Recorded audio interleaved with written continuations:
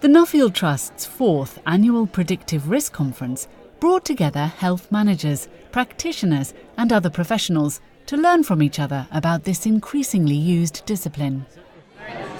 Predictive risk modelling is getting quite a lot of traction in the health service as a way of identifying people before they need an emergency hospital admission, a way of preventing those types of health crises.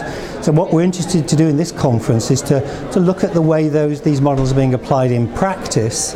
And in this particular event this year, we're focusing on how do we understand success, how do we evaluate what's working, and what are the right models to understand how predictive risk can lead to better healthcare. The conference touched on all the elements in the risk modelling process, from the types of data and different methods used, to the interventions and evaluation tools. The way that predictive risk modelling is used in the health service is quite complex. It's a statistical algorithm, but it doesn't work in isolation. It has to interact with the information systems, with the way professionals go about their everyday jobs. So what we're really interested in, how these different elements come together to deliver a benefit for patients and for the health system. That's not an easy task, and not an easy task to implement, to sustain those models, but also to understand when they're really delivering the benefits. Delegates heard about several community-based projects that used risk modelling, what databases were mined, what interventions were implemented, and what the outcomes were. One of the models highlighted was the combined predictive model, which is used by the NHS in England and is still being developed.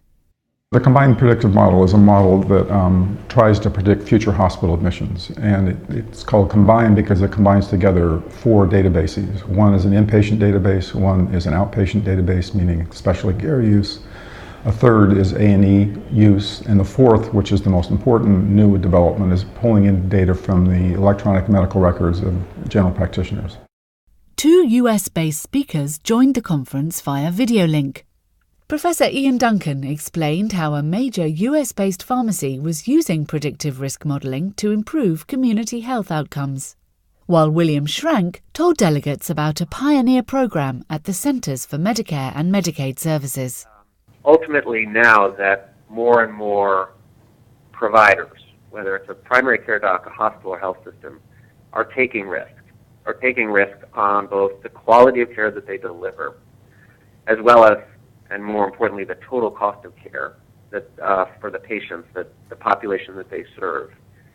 It is going to be essential for providers to better understand their population and to better intervene regularly and in as targeted a way on their population to improve care and reduce costs. The topic of interventions took centre stage in the afternoon, with a question time panel sharing experiences from the front line. So what does a successful intervention look like? I think we're beginning to learn more and more about this, and perhaps some of the key things are that the interventions are focused on a targeted group of people. So we know, for example, in heart failure, patients with heart failure, there is some good evidence now that things like having access to specialist clinics, specialist nurses, good education about your healthcare problem, some exercise and rehabilitation, that can help keep you out of hospital when you don't want to go in.